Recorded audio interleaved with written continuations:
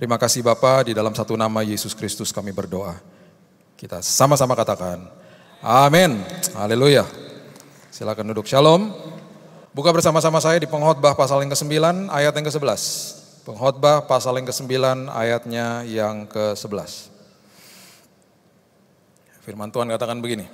Lagi aku melihat di bawah matahari bahwa kemenangan perlombaan bukan untuk yang cepat, dan keunggulan perjuangan bukan untuk yang kuat.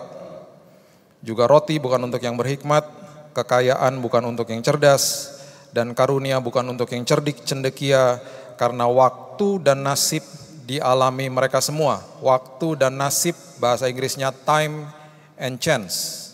Waktu dan kesempatan, waktu dan nasib. Bahasa Ibraninya alaf dan taf. Bahasa Yunaninya alfa dan omega. Bahasa letterlucknya Indonesia awal dan akhir. Alkitab mengatakan dengan jelas ayat ini, apapun yang terjadi sama saudara, keberhasilan, kehebatan, ini, itu, dan lain sebagainya, semuanya ada di dalam kairosnya Tuhan, itu maksudnya. Waktunya Tuhan, kesempatan yang Tuhan siapkan bagi saudara. Jadi di dalam kairosnya Tuhan tidak ada kebetulan. Semuanya sudah ada di dalam rancangannya Dia. Saudara dan saya bergerak di dalam kronos. Kronosnya itu berarti saudara dan saya dibatasi waktu. Dibatasi waktu. Setiap dari kita sampai ke ujung bumi pun satu hari cuma ada 24 jam. Enggak Pak, di Surabaya 25 jam, beda. Enggak. Semuanya sama, semuanya 24 jam. Semuanya dibatasi sama waktu, dan apa yang ada di dalam kronosnya manusia yang sudah lewat, sudah lewat. Nggak bisa di-undo. Kalau di Microsoft Word kalau salah bisa undo. Balik, enggak, ini nggak bisa.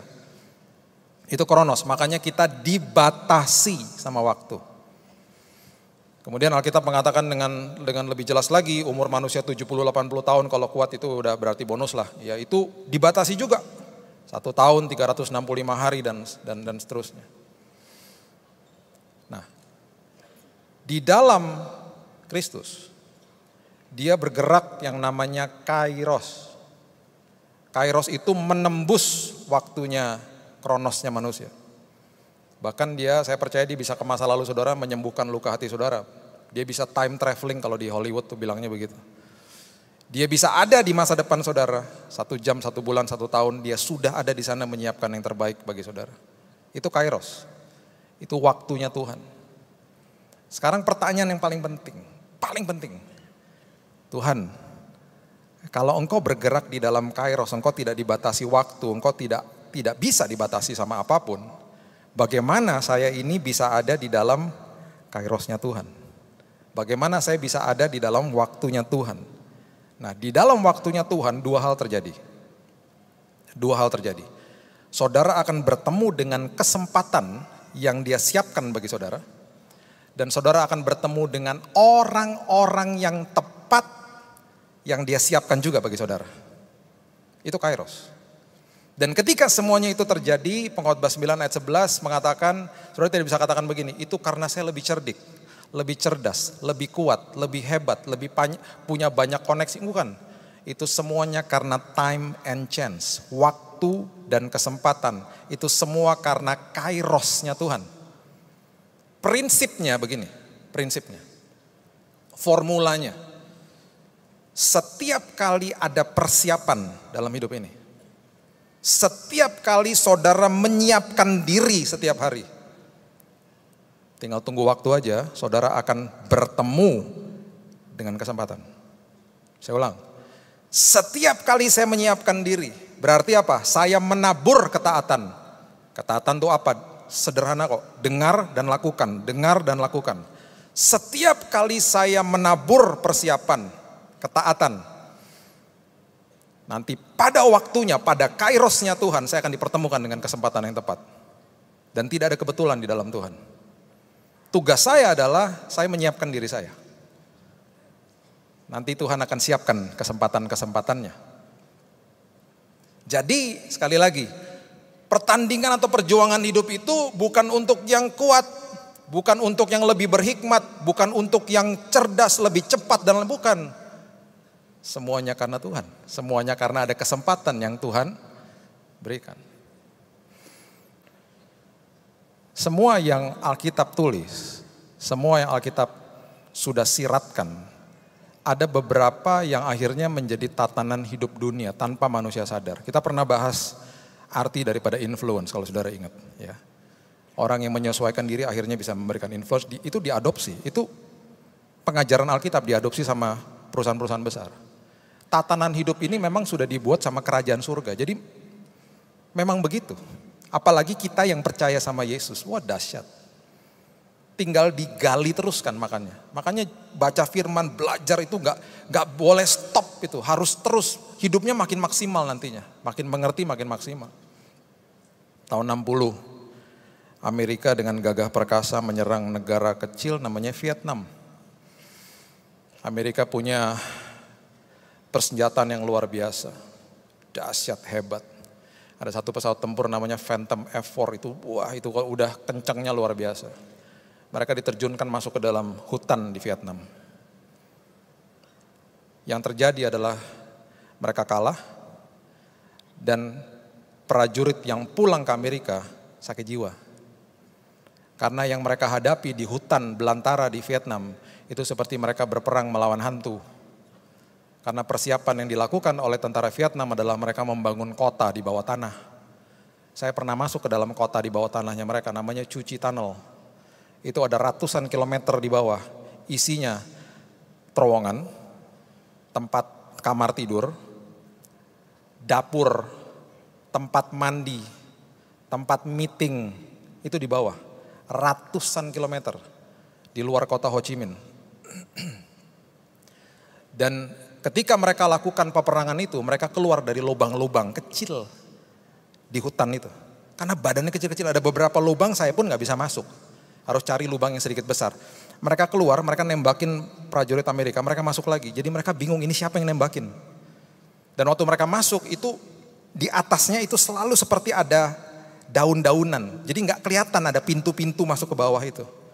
Nah kalau ketika mereka berlari dikejar, mereka patokannya selalu melihat pohon-pohon yang sudah ada kapur warna putih. Di pohon yang ada kapur warna putih, di mana tentara Amerika juga tidak tahu itu artinya apa, di situ berarti ada pintunya. Mereka tahu ada kapur warna putih dari jauh, mereka lari ke situ, mereka cari, mereka bongkar itu beberapa daun-daunan, pasti ada pintu masuk ke kota mereka di bawah tanah. Yang paling hebat dari semuanya adalah mereka perlu makan toh. Makanan mereka singkong dan gula dan teh. Mereka ada tempat masak, ada dapurnya. Dan ketika mereka membangun dapur-dapur mereka di bawah tanah, mereka bangun dapurnya di ujung sana. Mereka alirkan pipa karena pasti ada asapnya. Pipanya, asapnya keluar 1 kilo dari situ. Tentara Amerika lihat, wah ini dapurnya, dibom. Boom. Dapurnya hancur. Enggak, dapurnya kan di sana. Yang dibom cuman pipanya, cuman asapnya aja. Dan mereka kasih ruangan bolong di dalamnya untuk siap-siap dibom. Persiapan selalu akhirnya bertemu dengan kesempatan. Dan setiap kali ini terjadi, perkara-perkara besar terjadi. Makanya Alkitab mengatakan, kemenangan perjuangan hidup bukan untuk yang lebih cerdik, lebih cerdas, lebih kuat, lebih berhikmat, bukan. Semuanya karena persiapan. Persiapan, ketaatan akan selalu membawa kepada kesempatan. Kesempatan yang Tuhan sudah sediakan bagi saudara. Ketika hidup di dalam keintiman dengan Tuhan, banyak orang bertanya sama saya begini, Pak, cara dengar suara Tuhan gimana dong? Saya makanya, saya kurang-kurang setuju ya, kalau ada seminar-seminar cara mendengar suara Tuhan, enggak lah. Semua dari kita pasti punya pengalaman berbeda-beda mendengar suara Tuhan. Ketika kita makin hubungan intim, kita akan mendengar suara Tuhan. Lama-kelamaan terlatih pendengaran rohani. Paling tidak sebelum masuk ke dalam level itu, semua kata-kata merah yang ada di Samsung Kudus saudara itu, kalau saudara buka adalah kitab di situ, itu ada tulisan-tulisan merahnya, ya, itu tulisan-tulisan perkataan-perkataan Yesus, baca. Baca dengan keras sehingga telinga mendengar, iman timbul dari pendengaran akan firman Kristus. Kalau saudara baca itu, saudara dengan bangga bisa katakan aku mendengar suara Tuhan, karena itu memang suara Tuhan. janji Tuhan yang memang diberikan ribuan tahun yang lalu, tapi itu menembus waktu. Firman itu hidup. Nah, kita sudah tahu cerita tentang Marta dan Maria. Marta sibuk, Maria duduk di kaki Tuhan untuk mendengar suaranya dia. Ada 3 pernyataan yang Yesus kasih tahu dan memberikan pesan kepada kita bahwa duduk di kaki dia untuk mendengar instruksinya dia itu penting. Karena apa? Dia mau bawa saudara ke dalam kesempatan-kesempatan yang dia memang sudah sediakan bagi saudara. Aku mau kasih kamu instruksi. Nah, ketika Marta sibuk dan akhirnya tidak belajar untuk mendengar suara Tuhan, dia mengatakan duduk di kakiku itu adalah perkara yang luar biasa. Seperti Maria. Lukas pasal yang ke-10, ayat yang ke-42 mengatakan begini. Lukas pasal yang ke-10 ayat 42. Ini adalah pernyataan Yesus tentang Maria. Tetapi hanya satu saja yang perlu. Berarti nggak ada duanya. Satu saja yang perlu berarti tidak ada duanya. Maria telah memilih bagian yang terbaik, berarti tidak ada lagi yang lebih baik daripada ini. Yang tidak akan bisa diambil daripadanya. Berarti nggak ada lagi yang perlu, nggak ada lagi yang lebih baik daripada ini, dan ini nggak akan bisa diambil daripadamu. Apa? Duduk di kakiku dan dengar instruksiku. Makin kamu dengar firmanku, makin kamu dengar instruksiku, aku mau bawa kamu ke dalam kesempatan. Persiapkan hidupmu. Berarti ke setiap hari dalam hidup kita, tabur yang namanya ketaatan itu. Tabur yang namanya ketaatan itu Tuhan akan bawa kepada kesempatan. Dan akhirnya Maria menemui dirinya di dalam kesempatan yang sangat agung pada saat itu. Ada 3 wanita yang menghampiri kuburnya Yesus. Karena ini adalah tradisi yang salah satu tradisi kehormatan lah bagi wanita-wanita Yahudi. Untuk membawa rempah-rempah, wangi-wangian untuk dilumuri di atas jenazah kerabat atau sahabat atau saudara mereka. Saudara baca di firman Tuhan, mereka tidak menemui kesempatan itu karena Yesus sudah bangkit. Satu-satunya wanita yang memiliki kesempatan untuk membubuhi wangi-wangian atas tubuh Kristus hanya Maria. Nanti saudara buka di Yohanes 12 di rumah, itu ada cerita beberapa hari sebelum Yesus naik ke kayu salib. Di situ Maria membubuhi minyak narwastu di kaki Yesus. Dikomplain sama muridnya, dibilangin itu mahal dan lain sebagainya. Yesus katakan begini, biarin aja, biarkan dia lakukan itu. Untuk mengingat hari penguburanku. Pasti mereka gak sadar, Maria juga pasti tidak sadar maksudnya apa. Rupanya ketika dibubuhi wangi-wangian itu, beberapa hari setelah itu Yesus naik ke kayu salib, itu wangi-wangian memang terus ada. Karena minyak narwastu atau spikenard itu memang wanginya luar biasa dan tidak hilang-hilang. Beberapa hari setelah itu, akhirnya waktu dia dikuburkan, wangi-wangian itu ternyata masih ada. Jadi satu-satunya wanita yang memiliki kesempatan membubuhi tubuh Yesus dengan wangi-wangian, hanya Maria. Setiap kali kita duduk di kaki dia, setiap kali saya belajar mendengar suara Tuhan, setiap kali saya taat, setiap kali saya mempersiapkan diri, saya akan bertemu dengan kesempatan itu. Saya akan dipertemukan dengan kesempatan itu. Kesempatan yang selalu sesuatu yang membuat diri saya makin lebih baik. Nah, saudara tidak bisa menggantikan yang namanya persiapan itu dengan janji. Gak bisa. Gak bisa. Saudara gak bisa menggantikan persiapan dengan janji. Yang paling sering dilakukan dalam aspek kehidupan seperti itu adalah di saat sebelum orang menikah. Dan saat menikah, hari di mana mereka menikah. Kata I do atau kata aku bersedia itu tidak bisa menggantikan yang namanya persiapan. Dan orang-orang akhirnya terkecoh dengan itu. Makanya jangan kejar-kejar itu. Makanya manusia ya seringkali mengejar apa yang mudah, bukan yang benar. Yang dikejar apa yang mudah, bukan yang benar. Makanya lebih banyak kamar-kamar kita yang berantakan daripada yang rapih. Karena merapihkan kamar itu perlu usaha. Kalau berantakan gak perlu usaha. Langsung ada yang begini-begini, berantakan kamarnya ya. Persiapan selalu membawa kepada kesempatan. Musuhnya persiapan. Musuhnya persiapan. Musuhnya ketaatan adalah apa? Penundaan. Penundaan. Dan ini fatal. Fatal, makanya saya selalu katakan kalau dengar firman jangan pernah tunda ketaatan. Jangan pernah tunda ketaatan. Orang yang salah jalan 5 menit akan lebih cepat baliknya daripada orang salah jalan udah setengah jam. Orang salah jalan 5 menit balik ke jalan yang benar jauh lebih cepat daripada udah setengah jam atau bahkan 1 jam. Makanya yang berselingkuh udah tahu dikasih tahu firman, tinggalkan hidupmu seperti itu. Yang terlibat pornografi, tinggalkan hidupmu seperti itu. Bablas nanti. Apa yang kita kalau ingat khotbah saya yang lalu, apa yang saudara serap dengan alam sadar saudara, yaitu pikiran saudara, akan lama-kelamaan terdeposit ke dalam hati. Mind and heart. Pikiran itu yang menyerap, itu alam sadar, kemudian semuanya akan terdeposit di dalam hati. Hati menjadi jati diri lama-lama, karena semuanya terdeposit di situ. Bersihin pikiran sama bersihin hati, lebih repot bersihin hati. Karena sudah mantep di situ loh. Makanya merubah anak kecil atau jemaat yang masih youth, yang masih teens, yang masih remaja, lebih mudah daripada merubah orang dewasa pikirannya. Karena sudah terdeposit bertahun-tahun di situ toh.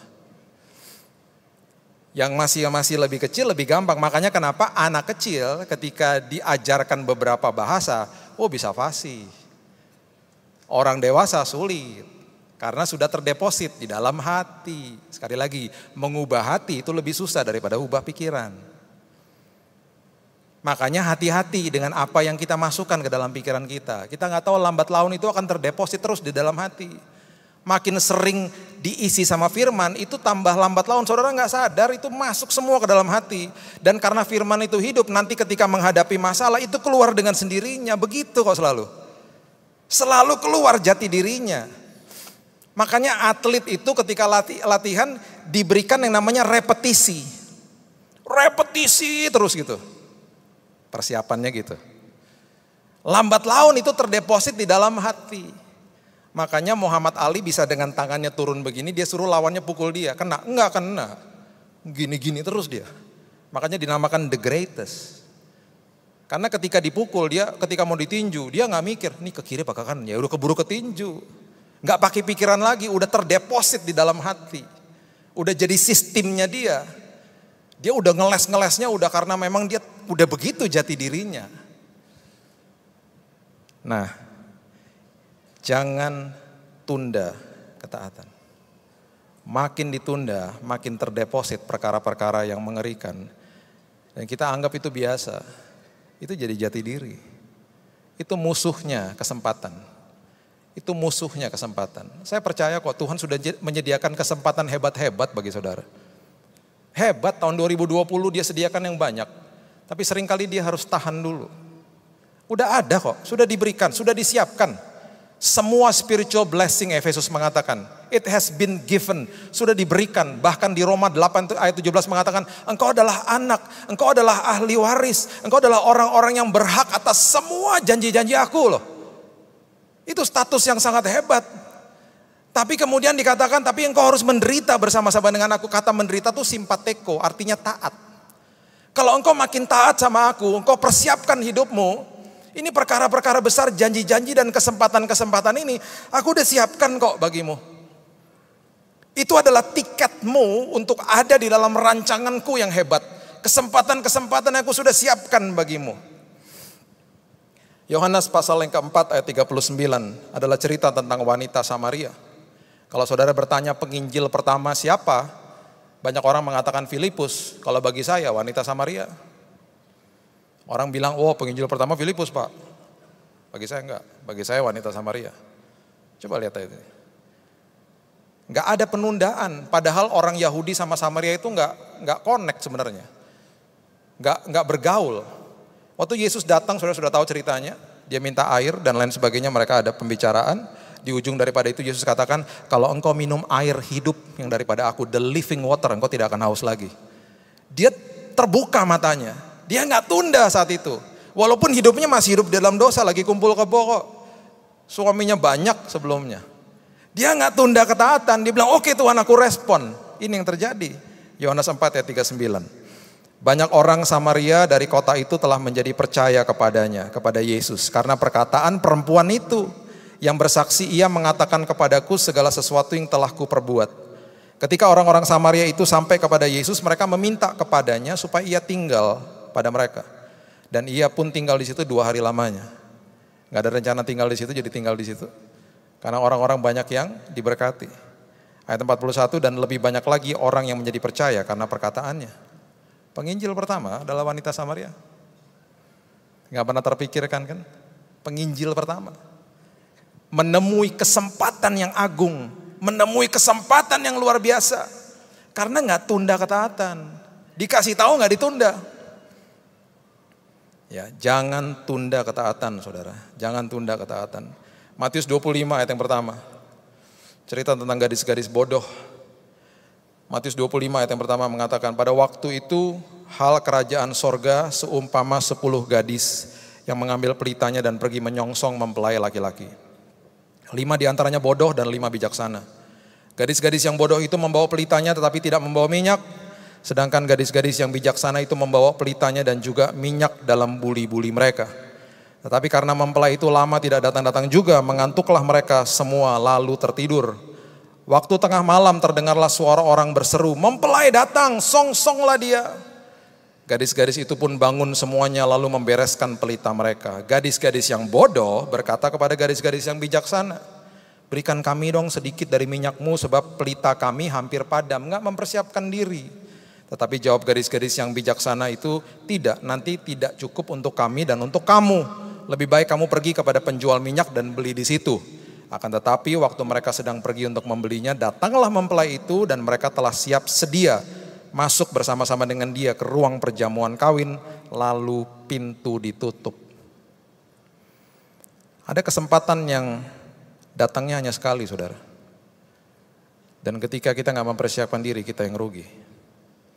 Kemudian datang juga gadis-gadis yang lain dan berkata, Tuan, Tuan bukakan kami pintu. Tetapi ia menjawab, aku berkata kepadamu sesungguhnya aku tidak mengenal kamu.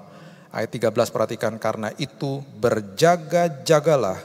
Sebab kamu tidak tahu akan hari maupun akan saatnya. Kita gak pernah tahu kesempatan itu kapan akan datangnya. Pastikan apapun itu terjadi, saya siap. Saya menabur ketaatan setiap hari. Karena saya pasti kok ketemu sama kesempatan-kesempatan yang agung yang luar biasa. Sudah pasti begitu. Kalau saudara lakukan ketaatan saudara, jangan menabur ketaatan saudara karena kondisi. Jangan menabur ketaatan saudara karena ada maunya. Jangan menabur ketaatan saudara karena kalau saya lakukan gini ntar saya diberkati sama Tuhan. Udah gitu pengertian berkatnya salah lagi. Supaya saya dapat apa-apa dari Tuhan, dapat sesuatu dari Tuhan. Bukan.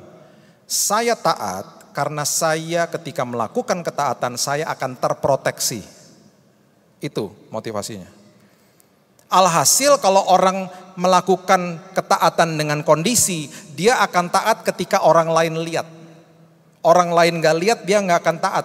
Makanya ayat-ayat seperti ini populer. Ulangan 28 ayat 6 coba lihat. Ini ayat-ayat yang sering dikutip dalam doa-doa berkat. Dan jemaat mengaminkan ayat-ayat ini. Saya juga mengutip ayat ini. Tapi pengertiannya harus dimengerti. Ulangan 28 ayat yang ke-6 mengatakan begini.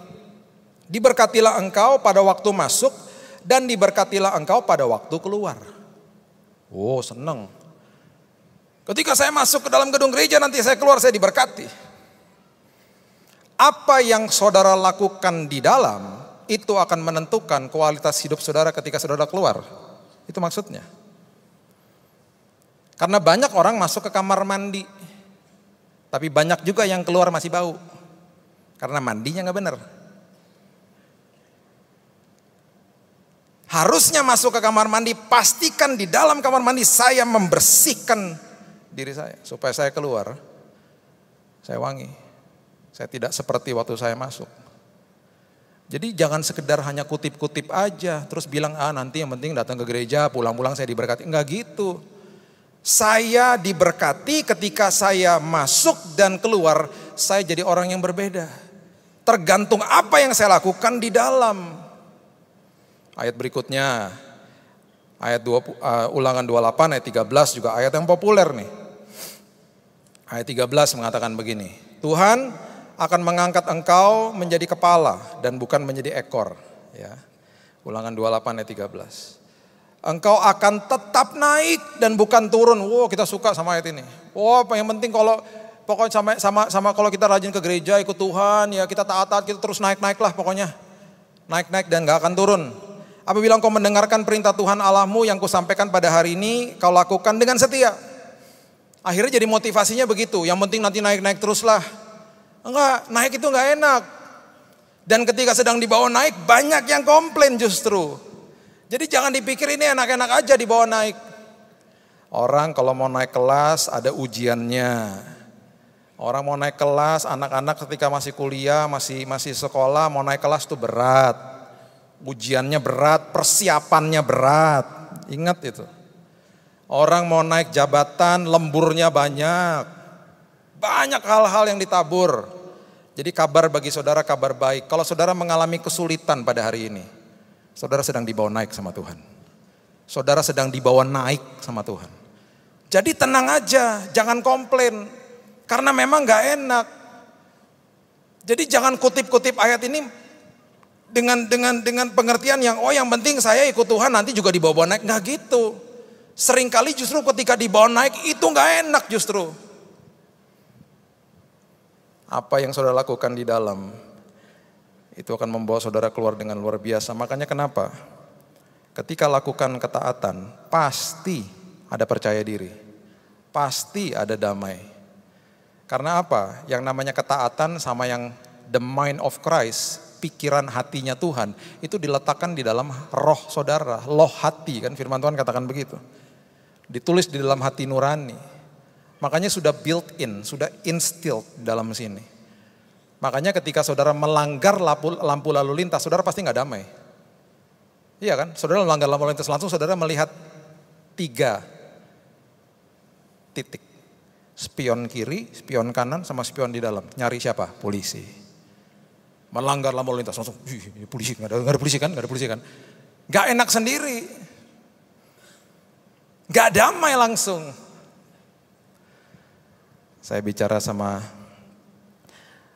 ada satu teman yang terlibat perselingkuhan. Kenapa sih berselingkuh? Emang enak rasanya? Enggak sih, kayak dikejar-kejar. Selalu seperti kayaknya takut nanti ketahuan dan ketahuan. Terus ngapain ada di situ terus? Kenapa tunda ketaatan? Kenapa nggak keluar dari situ? 12 tahun loh kamu hidup dalam seperti ini. Ke gereja tiap minggu. Oh ngeri, ngeri. Akhirnya udah kebiasa. Ketika mobil masuk ke dalam pom bensin, bensinnya habis. Diisi sama bensin, saudara pasti punya percaya diri. Percaya diri, ketika selesai diisi mobil akan jalan. Pasti jalan. Karena built in udah di dalamnya begitu sistemnya. Jadi ketaatan itu selalu membawa percaya diri. Walaupun saya dicemooh, walaupun begini-begini, yang penting aku taat.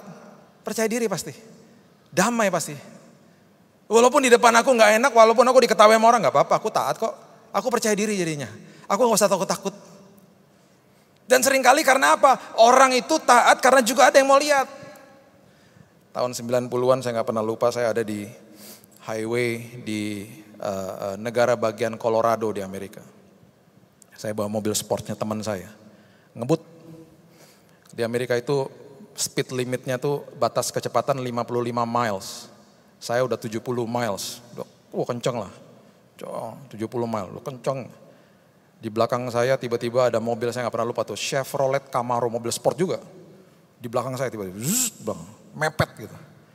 Dalam hati saya, mau ngebut-kebutan nih kayak sepertinya ya. Jadi saya tambah kebut lagi, 90. Dalam hati saya ini mobil kok gak nyalip-nyalip gitu ya. Di belakang terus ngikutin gitu. Tambah nafsu kan, masih darah muda. Yang punya mobil di sebelah saya, kebut aja lagi. Makin cepat. Hampir mendekati 100 miles. Saya gak tahu berapa kilometer tuh kalau dihitung. Kenceng. Tiba-tiba, saya lihat di spion ya. Itu kan mobil kelihatan cuman depannya aja kan, grill depan itu. Tiba-tiba di grillnya di depan itu ada lampu muter gini, nyala. Polisi. Dia hebat, dia nggak pakai lampu di atas, lampunya di depan. Tapi saya nggak tahu. Dan dia nggak nyalip-nyalip karena di pintu kanan kirinya ada tulisan polisi. Dia udah tahu tuh model-model kayak saya tuh, yang gampang dikecoh dan gampang dipanas-panasin. Polisinya besar badannya, turun dari mobil. Deketin kaca saya. How are you? Good. You didn't know I was a policeman, huh? Kamu gak tahu saya polisi ya? Iya. Udah gak bisa ngomong. Iya, cepet banget. Buru-buru. Enggak sih. Kemakan sama saya tadi ya. Saya cepet-cepet di belakang kamu jadi panas juga ya. Young blood ya. Darah muda ya. Saya dikasih citation, saya dikasih fine. Tahun 90-an loh, kalau dikurs ke rupiah 3 juta. Besar. Dia bilang dalam 1 minggu kalau kamu gak bayar, kamu punya license itu, SIM kamu dicabut. Dan kalau kamu bawa mobil berani-berani SIM kamu dicabut, pidana kamu. Masuk penjara langsung, kalau ketangkep. Harus bayar dan kasih waktu 1 minggu. Kenapa? Karena taat kalau ada polisi aja. Saya punya teman duduk di sebelah saya di mobil mau ke rumah saya ya. Jadi masuk ke kompleks perumahan, udah dekat rumah saya dicopot seat beltnya. Kenapa kamu copot? Kan gak ada polisi. Seat belt itu dipakai untuk proteksi hidup, bukan untuk karena polisi. Kalau saudara berasal dari kota Medan, saudara pasti tahu di Medan itu ada sebuah kebiasaan yang unik ya. Jadi waktu saya sampai ke Medan dijemput sama mobil gereja. Jadi ada tulisan gerejanya di van-nya tuh di mana-mana. Supirnya ngomong gini waktu di lampu merah. Pak, mohon maaf Pak. Nanti kalau kita ada di sebuah persimpangan jalan ya. Itu biasanya persimpangan itu sepi Pak. Ya. Biasanya walaupun lampunya merah tapi persimpangannya sepi, mobil di belakang saya pasti klakson untuk saya jalan. Bener, sampai di persimpangan itu sepi, di klakson mobil, tin, woi jalan gitu, suruh jalan. Merah tapi kan. Nah ini Pak, ini kebiasaan gak bagus Pak di sini katanya. Mohon sabar ya Pak gitu. Oh ya gak apa-apa saya bilang gitu. Hebat juga ya Mas gak jalan ya gitu. Saya bilangnya Bang, Medan panggilnya Bang. Abang gak jalan hebat juga ya. Dia bilang gini, iya Pak, karena ini mobil gereja Pak. Ada tulisan gerejanya Pak. Tapi kalau saya bawa mobil pribadi saya Pak, oh ya saya jalan Pak. Lu ya gimana? Saya pikir ini orang integritasnya luar biasa orang gereja. Pengerjanya loh bukan sopirnya. Dia akan gereja. Tapi Pak kalau saya bawa mobil sendiri, jalan Pak. Sepi Pak. Gak bisa, makanya gak bisa kayak begitu. Ketaatan bukan dengan kondisi. Ketaatan untuk proteksi hidup saudara kok. Dan akan dibawa kepada kesempatan yang tepat. Yang terakhir. Ketaatan akan membawa saudara kepada orang yang tepat dalam hidup ini. Orang-orang tepat Tuhan akan bawa dalam hidup saudara. Lukas pasal yang ke-22 ayat yang ke-7 sampai 13 mengatakan begini. Maka tibalah hari raya roti tidak beragi, yaitu hari di mana orang harus menyembelih domba Paskah. Yesus menyuruh Petrus dan Yohanes, katanya pergilah persiapkanlah perjamuan Paskah bagi kita supaya kita makan. Dikasih instruksi nih sama Yesus. Mereka respon, Petrus dan Yohanes, kata mereka kepada Yesus, di manakah engkau kehendaki kami mempersiapkannya? Jawab Yesus, apabila kamu masuk ke dalam kota, kamu akan bertemu dengan seorang yang membawa kendi yang berisi air, ikutilah dia ke dalam rumah yang dimasukinya. Katakan kepada tuan rumah itu, guru bertanya kepadamu, di manakah ruangan tempat aku bersama-sama dengan muridku akan makan Paskah. Orang itu akan menunjukkan kepadamu sebuah ruangan atas yang besar, yang sudah lengkap, disitulah kamu harus mempersiapkannya. Perhatikan ayat 13, mereka berangkat, Petrus dan Yohanes berangkat. Perhatikan kalimat ini, mereka mendapati semua seperti yang dikatakan Yesus kepada mereka. Lalu mereka mempersiapkan Paskah. Semua instruksi Tuhan akan membawa saudara kepada orang yang tepat. Alkitab tidak mendokumentasikan jam berapa, di persimpangan mana. Kunci daripada ayat ini adalah harus ketemu sama si pembawa kendi air. Kalau nggak ketemu sama si pembawa kendi air, mereka nggak akan sampai ke rumah itu. Kalau saudara ke Israel, kendinya warna-warna. Jadi pasti instruksinya lebih detail daripada ini. Sekarang kalau mau ketemu orang kan gampang, dulu nggak ada HP loh. Kalau sekarang ketemu kan gampang, Pak Billy yang mana Pak orangnya Pak? Gampang Pak, Bapak masuk ke dalam ruangan, pokoknya ada manusia seperti bohlam lampu ya itu saya Pak. Bapak masuk ke dalam ruangan Pak, yang ada kayak pentolan korek itu saya Pak. Oh iya ya Pak, langsung ketemu. Bapak yang mana Pak? Baju kotak-kotak Pak, duduk di ujung. Gampang, HP, dulu mana bisa. Kamu bawa kendi air, kamu di mana sekarang? Gak ada. Mereka bergantung sama instruksi Tuhan. Dan Alkitab dengan jelas mengatakan mereka mendapati semua seperti yang dikatakan Yesus. Karena semua yang dikatakan dia akan terjadi. Dan pasti terjadi. Itu yang namanya kesempatan. Itu yang namanya jejaring yang tepat yang Tuhan akan berikan dan bawa dalam hidup saudara. Saya nggak tahu saya pernah cerita ini apa kepada saudara. Tahun 2008 saya disuruh Tuhan untuk membuat convention, Christian convention pertama di Indonesia. Karena saya waktu itu sempat menjabat sebagai ketua asosiasi industri rohani di Indonesia. Tuhan bilang gini, kamu buat convention pertama, jadi seperti Pekan Raya Jakarta, tapi ketika orang masuk ke dalam itu semuanya barang-barang rohani. Di mana Tuhan? Berdoa, Istora Senayan. Tuhan yang bener aja, itu satu hari Tuhan, tahun 2008 nyewanya aja 130 juta tempatnya aja. Gimana caranya Tuhan? Buat, saya panggil event organizer, saya nggak ngerti. Suruh buat, minta budgetnya berapa? 800 juta, banyak banget tahun 2008 loh itu. Akhirnya minta sponsor nggak ada yang mau. Sponsor bilang gini, Pak itu namanya aja Indonesian Christian Retail Expo. Ada nama Kristennya Pak, kita nggak mau. Nanti nggak mau produk kita, jasa kita diasosiasikan dengan Kristen. Udah pernah buat Pak sebelumnya? Belum, ya apalagi nggak mau Pak. Nggak ada track recordnya. Nggak ada sponsor yang mau. Ya tekorlah uangnya, kurang. Saya bilang gini, Tuhan aku nggak mau berhutang loh. Dan aku nggak mau minta-minta, aku bukan tipe kayak begitu. Seminggu sebelum acara dimulai tekor. Karena semua yang bayar stand nggak akan bisa nutupin biaya keseluruhan. Nggak bisa. 1 minggu sebelum acara dimulai ada teman baik saya lewat. Teman baik tapi udah lama gak ketemu. Lewat di Jalan Sudirman, lihat umbul-umbul, lihat banner-banner. Acara convention Kristen pertama. Dia cari tahu siapa yang ketuanya. Dapat nomor saya, telepon saya. Itu acara kamu yang di Istora? Iya. Udah beres semuanya? Udah. Keuangannya beres ya? Itu belum. Lu kenapa kamu gak ngomong dari tadi? Ya gak enak lah. Gini loh, aku nih dari seminggu udah digerakkan Tuhan pengen nabur dalam pekerjaan Tuhan. Tadi aku tergerak pas lewat di situ. Gini ya, besok kirim orang ke kantor aku tulis giro, aku tutupin semuanya. Jangan sebut nama aku. Tuhan kirim pembawa kendi air tepat pada waktunya. Tepat pada waktunya. Acaranya selesai, 15.000 orang datang, tidak ada hutang. Dipanggil ke Amerika, dikasih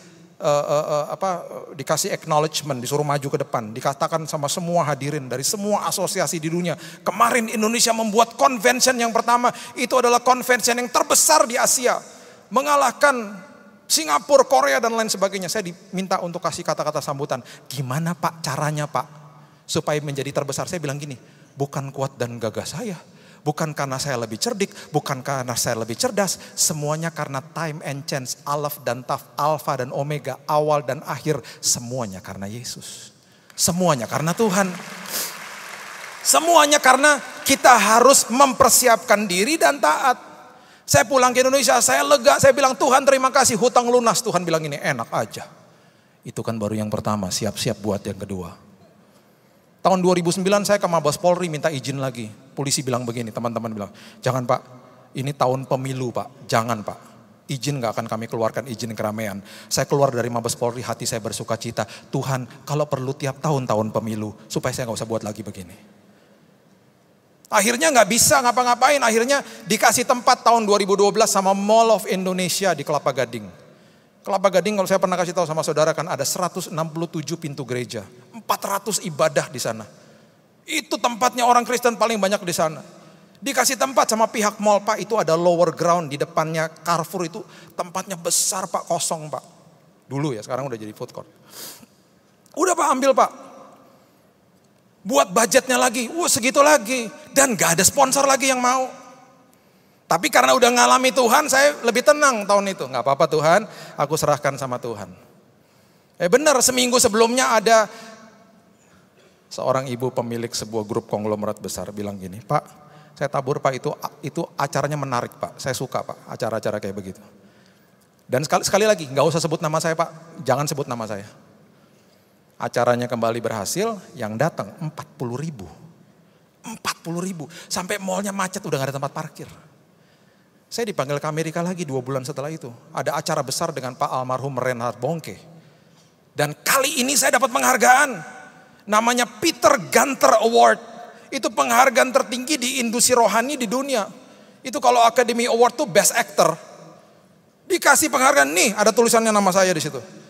Kenapa? Karena kemarin convention yang diadakan yang kedua, itu bukan terbesar di Asia lagi, terbesar di dunia Pak katanya.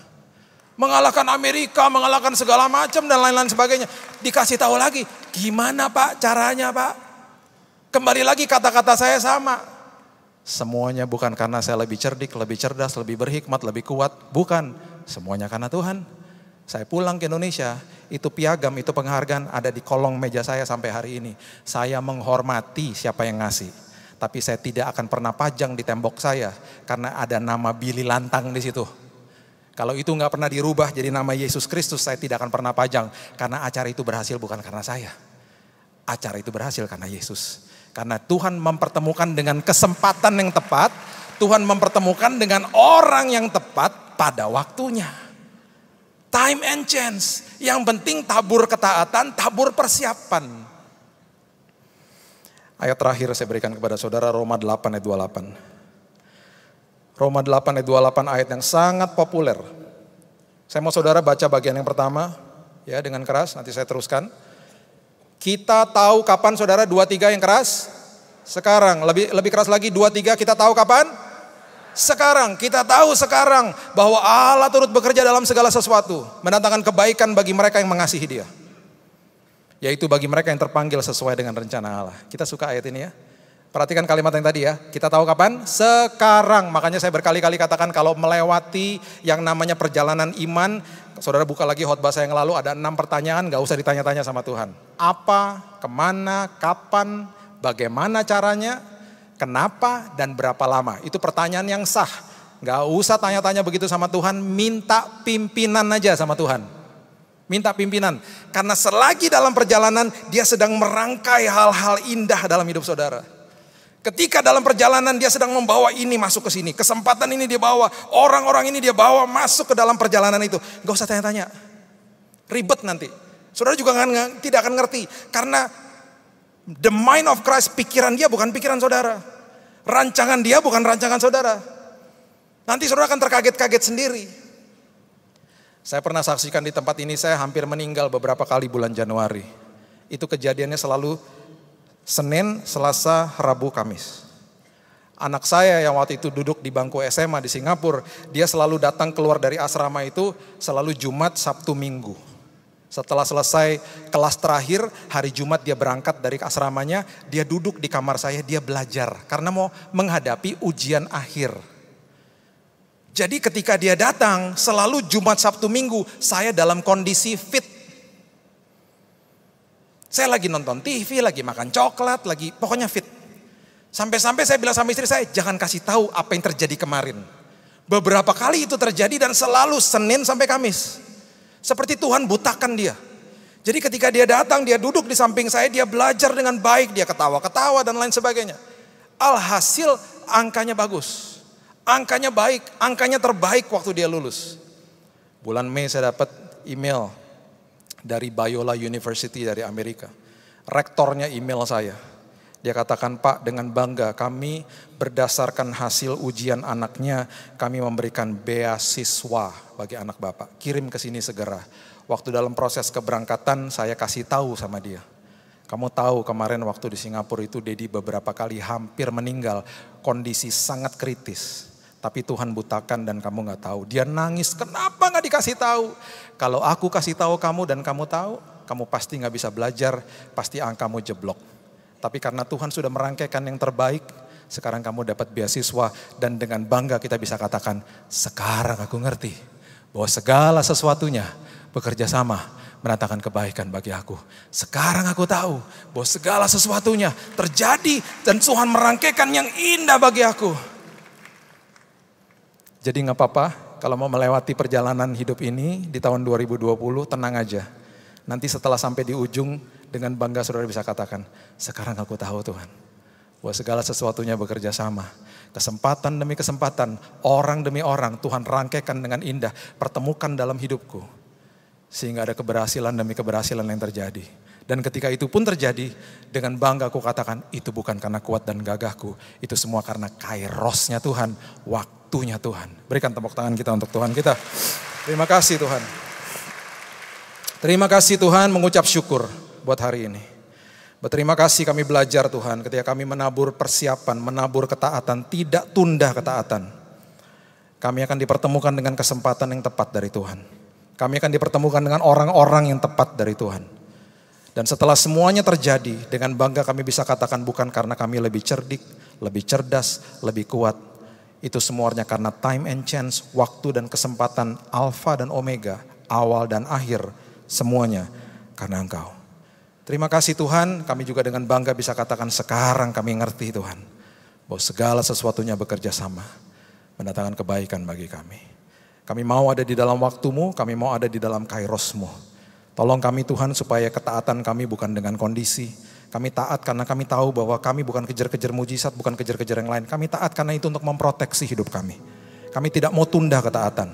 Karena nanti prosesnya akan makin lama Tuhan. Kami gak mau tunda ketaatan.